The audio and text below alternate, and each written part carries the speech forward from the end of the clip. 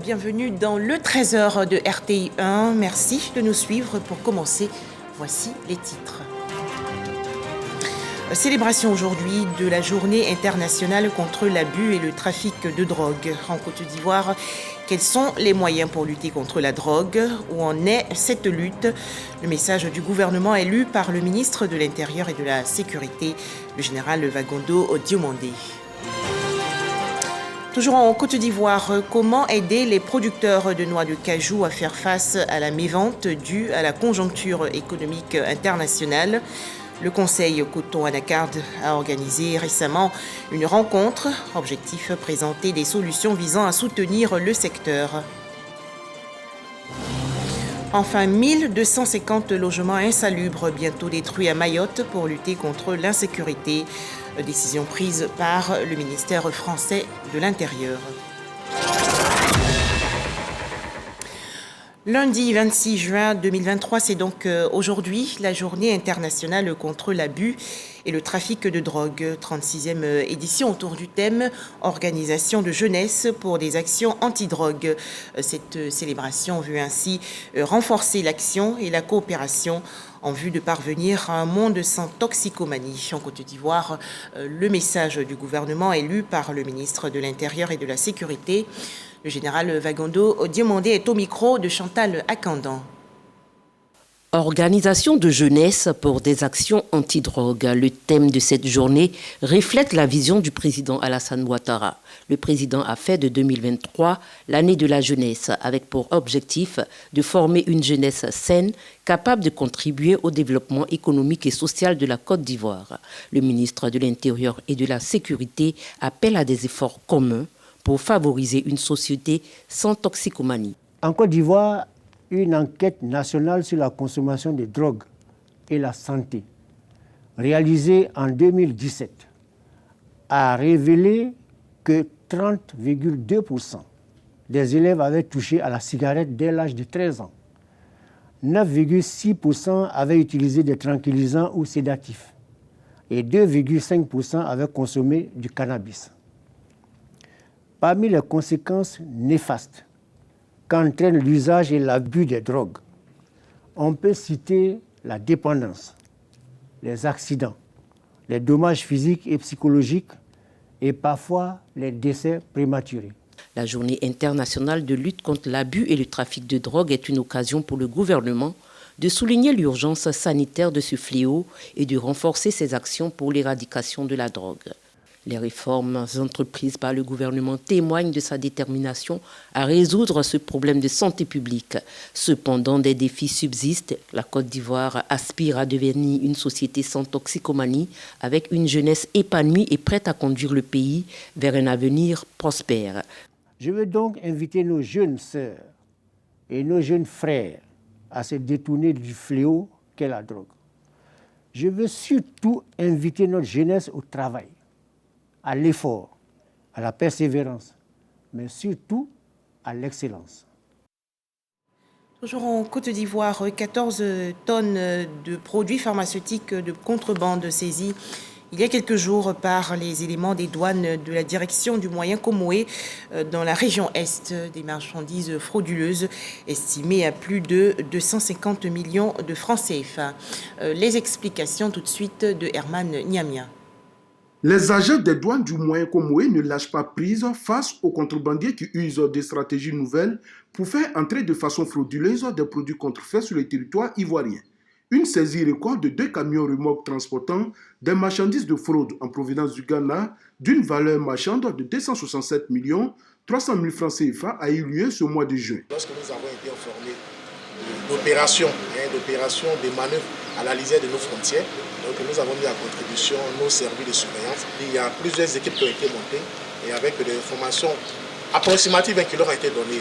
Et je pense que ça, je profite de l'occasion pour saluer le professionnalisme de nos collaborateurs parce que l'information que nous avons n'est pas peu évidente. Le premier camion saisi dans le département de Daoukro dans la nuit du 8 au 9 juin dernier avait à son bord divers produits médicaux et pharmaceutiques masqués par des sacs de cajou. Il s'agit de 630 cartons de produits pharmaceutiques d'un poids total de 10,692 tonnes.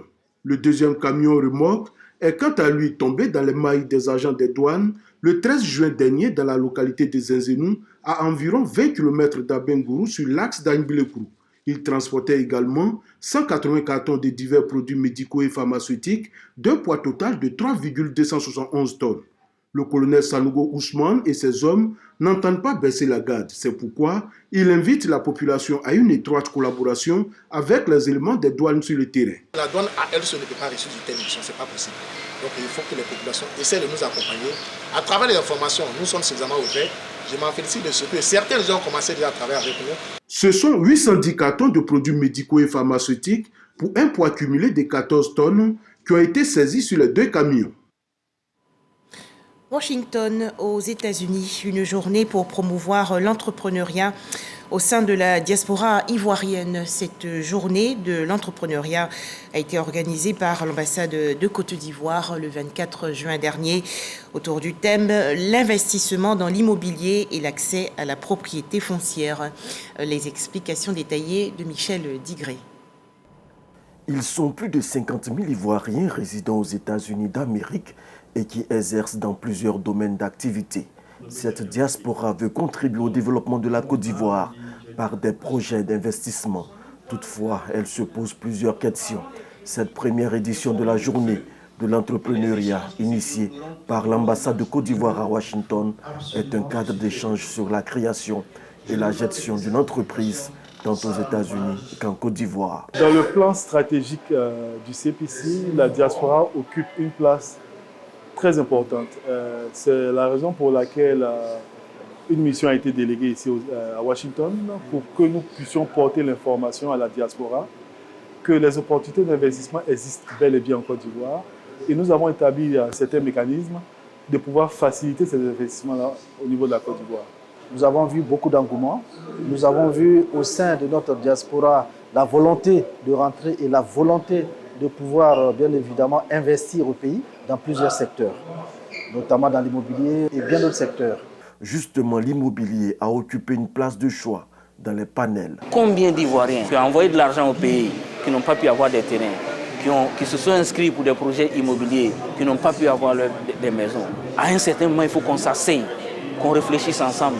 Quelles sont les meilleures approches, quels sont les mécanismes que nous mettons en place pour sécuriser les investissements des membres de la diaspora, pour sécuriser les financements qu'ils mobilisent pour pouvoir s'acheter des maisons en Côte d'Ivoire. L'ambassadeur Ibrahima Touré entend très bientôt conduire une mission en Côte d'Ivoire des membres de la diaspora pour des séances de travail avec les autorités gouvernementales ainsi que des acteurs du secteur privé.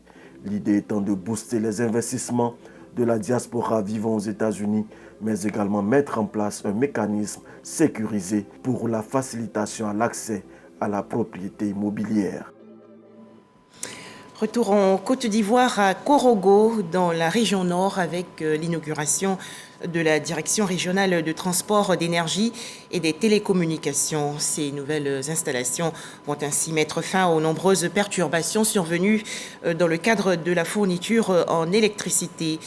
Cérémonie en présence du ministre des Mines, du Pétrole et de l'Énergie, Mamadou Sangafoua. Les précisions dans ce reportage de Soro Corona de RTI Bouaké. La région du Poro connaît des perturbations et des coupures répétées d'électricité ces derniers temps. Des désagréments causés par la saturation des lignes moyenne tension, la défaillance de certains équipements du réseau et leur exploitation au-delà de leur capacité. Pour améliorer de manière durable la qualité de l'électricité, Korogo abrite désormais une direction régionale des transports d'énergie et des télécommunications. Le ministre des Mines, du Pétrole et de l'Énergie a inauguré la direction. Ces installations permettront aux agents de la CEIE d'être plus réactifs lors des interventions préventives et curatives. Par le passé, il fallait venir de Bouaké pour intervenir sur le réseau transport. Aujourd'hui, les équipes sont déjà dans la région, ce qui réduit les temps d'intervention et permet une surveillance plus forte. La mise en service de cette direction régionale va aussi accélérer le programme d'électrification villageoise dans la région du Poro. Le taux d'électrification a connu un bond extraordinaire. Korogo aujourd'hui c'est à peu près 83% donc de taux d'électrification.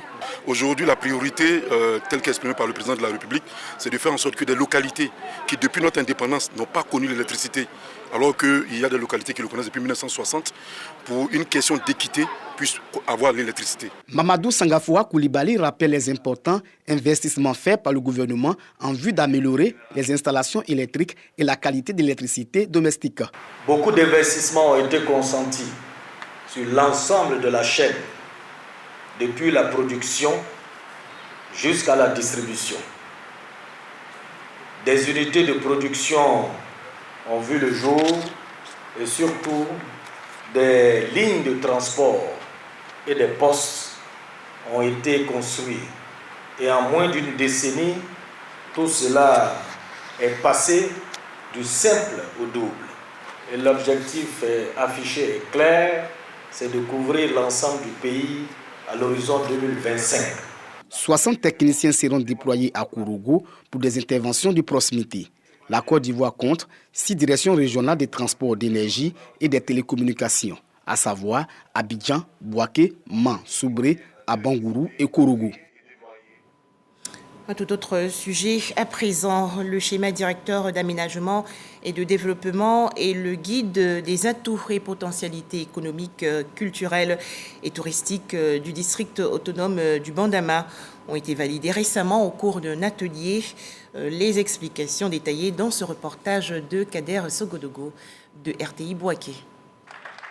Atelier régional d'examen des rapports provisoires des études stratégiques du district autonome de la vallée du Bandama. Une rencontre initiée par les responsables du dit district avec l'appui de la chaire UNESCO Anticipation, Prospective, Territoire durable de l'Université Alassane Ouattara afin de recueillir les avis et observations des différentes parties prenantes au processus sur les livrables intermédiaires. À Bouaké, cet atelier vise à valider les rapports régionaux du schéma directeur de développement du territoire et guide des atouts et potentiels touristiques du district autonome de la vallée du Bandama. Le district autonome de la vallée du Bandama ambitionne de se positionner au premier rang des zones de production du manioc, de la tomate, des fruits et du miel.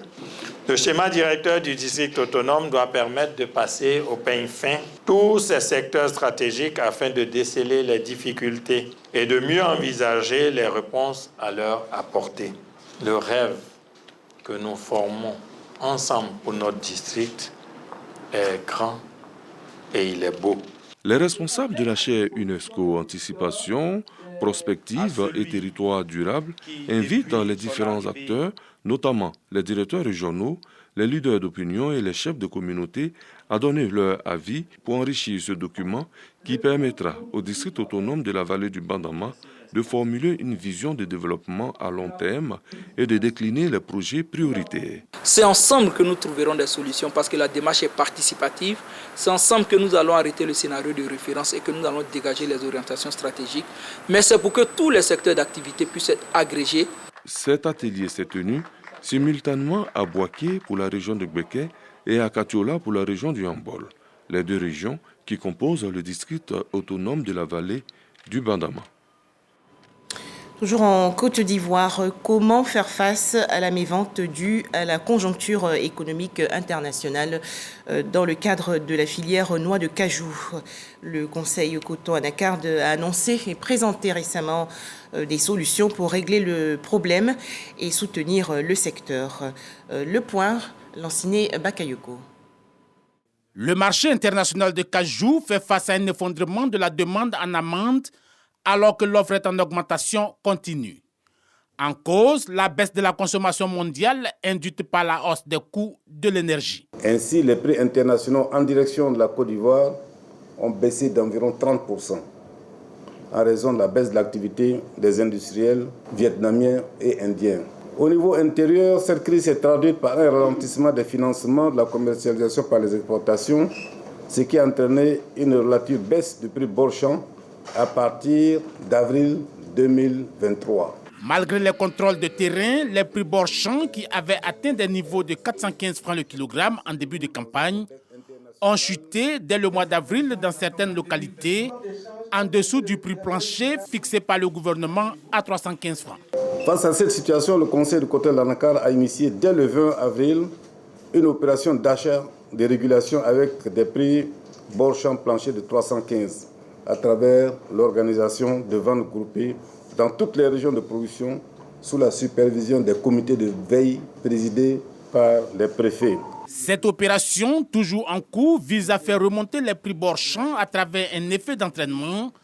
Cette stratégie a permis de sortir des mains des producteurs environ 1 150 000 tonnes de noix brutes, 60 000 tonnes de plus que la quantité prévisionnelle. Sur ces 1 102 000 tonnes qui ont été effectivement déchargées, 853 000 tonnes ont été déchargées dans les magasins portuaires et 249 000 tonnes dans les magasins des transformateurs. Au titre des exportations, 593 000 tonnes de noix brutes de cajou ont déjà été exportées, essentiellement vers le Vietnam avec 80% de parts de marché et 19% pour l'Inde. À ce jour, les quantités détenues par les producteurs sont estimées à environ 100 000 tonnes, ce qui porterait la production attendue à 1 250 000 tonnes de noix brutes.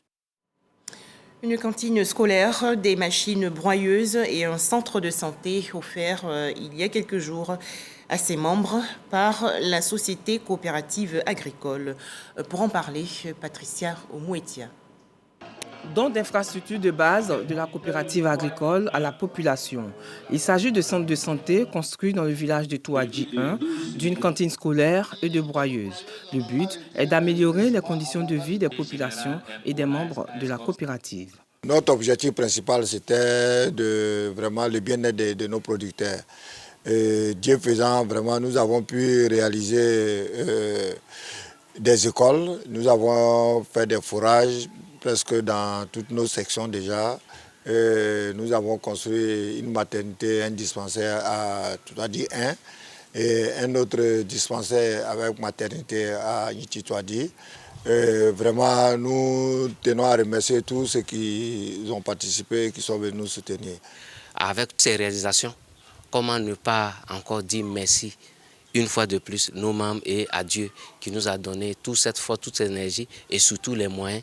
Mais nous voulons encore dire merci, merci à tous nos partenaires. On a vu qu'à travers les chiffres, qu'ils ont beaucoup mis l'accent sur le social. Et donc nous les avons félicités et leur demandé de continuer sur cette voie. Et nous avons vu également les chiffres en termes de rentabilité. Donc ils ont fait des excédents importants. Des excédents importants qui montrent que c'est une coopérative vraiment performante qui est lancée sur le chemin de l'excellence. Des actions qui visent à long terme à améliorer la vie dans les villages. La coopérative agricole de Méagui, à travers toutes ses réalisations, s'est engagée dans l'amélioration des conditions de vie de ses membres. La deuxième édition de la conférence jeunesse de Grand Bassam dans la région sud du pays. Ce cadre de discussion permet aux entrepreneurs et autres demandeurs d'emploi de partager leurs expériences. Les détails, Didier Nguessan.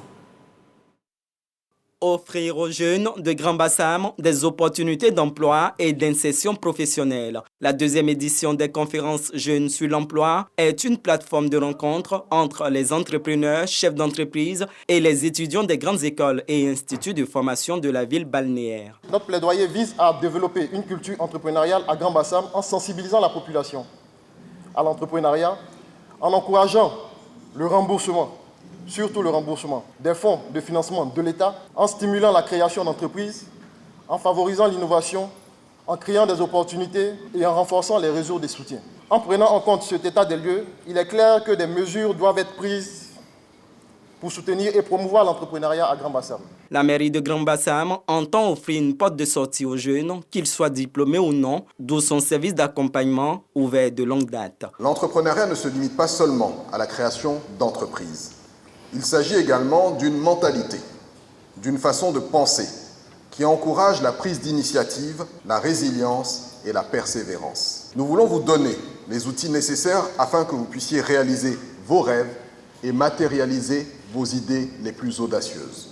L'employabilité est également une dimension essentielle et nous sommes déterminés à créer un environnement propice à l'épanouissement de nos jeunes talents que vous êtes. Savoir se vendre en tant que diplômé, maîtriser la présentation de son projet pour les jeunes porteurs de projets, autant de conseils qui ont été donnés aux jeunes par le représentant de l'agence Emploi Jeunes et Sephora Kodio, multi-entrepreneurs, durant ces panels. Les meilleurs élèves de l'école primaire publique municipalité de Bingéville, récompensés il y a quelques jours lors de la deuxième édition de sa journée de l'excellence. Ces jeunes enfants ont reçu des présents. Laetitia Kouassi et Jean-Marc Djadji. Les PP municipalités de Bingéville célèbrent ses meilleurs élèves pour l'année scolaire 2022-2023. Ce sont au total 18 élèves issus des classes du CP1 au CM2 qui sont distingués. Cette initiative de la section de Bingéville de la Jeune Chambre internationale vise à promouvoir l'excellence en milieu scolaire. Qui parle de culture de l'excellence parle obligatoirement de l'éducation. Et le choix de l'EPP municipalité n'est pas fortuit. Vous voyez l'état dans lequel l'établissement se trouve. Si ils sont dans ces conditions-là, ils arrivent à produire de tels résultats, il ne faudrait pas qu'ils se découragent. J'aimerais dire aux parents d'aider ces enfants-là, les encourager à travailler. Il faudrait qu'ils soient bien encadrés, ils puissent étudier et écouter les parents surtout. Parce que c'est les parents qui ont l'éducation des enfants. Autre temps fort de cette célébration, la proclamation des résultats du certificat d'études primaires et élémentaires de l'EPP municipalité. Je suis heureux aujourd'hui d'avoir mon entrée en 6e. Ça me donne une grande joie. La journée d'excellence de l'EPP municipalité est à sa deuxième édition. La culture et les arts célébrés récemment lors de la Semaine de l'Afrique à l'UNESCO. L'Organisation des Nations Unies pour l'éducation, la science et la culture a ainsi réaffirmé son engagement et son soutien à la création d'industries culturelles et créatives en Afrique. Les détails, Eugène Atoubé. La Côte d'Ivoire à la Semaine de l'Afrique à l'UNESCO, une présence distinguée dans divers domaines de l'éducation, de la culture et de l'innovation technologique. Cette édition 2023 m'encourage à demander à nos autorités qu'on organise la Semaine de la Côte d'Ivoire à l'UNESCO, parce que nous avons vraiment des talents dans les différents domaines. Patriotisme, solidarité et reconnaissance obligent. L'ambassadeur de Côte d'Ivoire en France, Maurice Bodamoin, et l'ambassadrice de la Côte d'Ivoire auprès de l'UNESCO, Li Bakayoko Ramata, présente en permanence aux côtés des exposants, sont allés réitérer l'admiration et le soutien de la Côte d'Ivoire pour l'engagement de ces derniers en faveur de l'illustration, de l'art et de la culture de leur pays. Parmi les exposants, les artistes peintres Jacob Bleu et Alidia et deux écrivaines. L'écriture renforce les liens entre les cultures et les civilisations.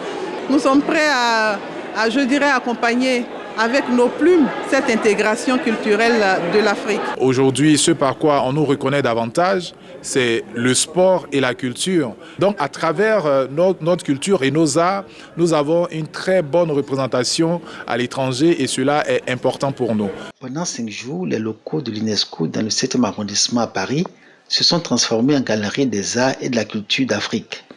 5 jours d'opportunités, de rencontres et de découvertes, durant lesquelles les créateurs des divers domaines de la culture et des arts et issus de divers pays, rivalisant de génie et de talent dans leurs secteurs respectifs, ont mis en lumière les offres du continent. C'est une très très belle initiative qui nous permet de découvrir la diversité riche de l'Afrique, de se retrouver, découvrir d'autres cultures, d'échanger sur les thèmes de développement en Afrique. Toutri, c'est une solution qui va permettre d'aller identifier, grâce à une intelligence artificielle, les difficultés et les troubles d'apprentissage de votre enfant. Aujourd'hui, nous sommes déployés en Côte d'Ivoire, nous sommes déployés au Cameroun. Il y a l'État angolais qui est prêt à travailler avec nous. L'innovation qui jaillit de la terre de la Côte d'Ivoire est bien plébiscitée en fait par d'autres pays. De la création de start-up à la mode, la peinture, la musique, la danse, la littérature et la gastronomie, des offres riches, diverses et variées. Chaque pays a présenté son art culinaire. Impressionnant le buffet géant qui a permis aux visiteurs de découvrir les différents mets d'Afrique, mais surtout les spécialités de chaque pays et toutes les similitudes insoupçonnées. Tous les Africains ils sont présentés pour les gens. Venez vous, faut manger, ça c'est le repas chez nous. On a bien profité. On dit merci les Africains. On va continuer, on va travailler, on va grandir. On a proposé la sauce de noix d'acajou accompagnée de la viande de pintade et le riz blanc. Et il y avait du poulet braisé et du poisson braisé de la tchéké. La tchéké et la loco de Côte d'Ivoire, la koumé et le gari du Togo ou encore le ngira de l'Éthiopie. savourée avec délectation par les visiteurs. Image gastronomique de l'intégration africaine pour laquelle l'UNESCO exprime son engagement à travers l'organisation de la Semaine africaine.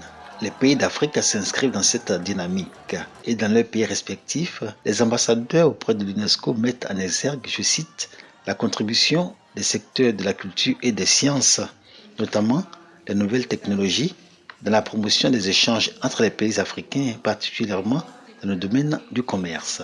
La démarche qui s'effectue dans une synergie d'action demande l'engagement de tous les acteurs des domaines des arts et de la culture, eux-mêmes soutenus par leurs États respectifs, lesquels mènent en faveur de ces domaines une politique hardie.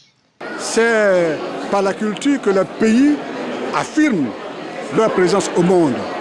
Même ici en France, l'industrie du spectacle vient avant l'industrie de l'aviation. Donc, nous avons là une matière première qui est tout à fait impérissable, inépuisable et qui peut permettre à la Côte d'Ivoire de rayonner. Aujourd'hui, la culture est considérée comme un levier pour transformer l'Afrique. La ministre de la Culture et de la Francophonie est en train d'œuvrer pour développer cette industrie culturelle créative pour que la Côte d'Ivoire soit le hub de cette innovation. Donc nous, à l'UNESCO, nous allons apporter donc notre contribution à cette politique du président de la République en accompagnant Madame la ministre. La culture et les arts ont rompu avec cette vieille image, longtemps en vogue en Afrique, celle d'être considérée comme la cinquième roue de la charrette. La Semaine de l'Afrique à l'UNESCO, par son succès, est un indicateur de changement de paradigme. À la tribune de l'UNESCO, Françoise Remarque, ministre de la Culture et de la Francophonie de Côte d'Ivoire, a révélé le projet de passage de la Côte d'Ivoire vers une industrie culturelle et créative.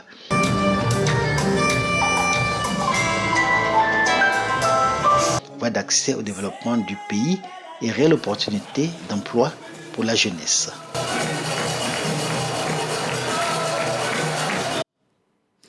Dans l'actualité également, la célébration de la 11e journée internationale de la veuve, c'était le 23 juin dernier. En Côte d'Ivoire a noté plusieurs activités, notamment cette séance de formation initiée par l'organisation non gouvernementale Minoge. Les veuves ont été instruites sur leurs droits. Les détails, Davis Oyo et Jean-Marc Djadji.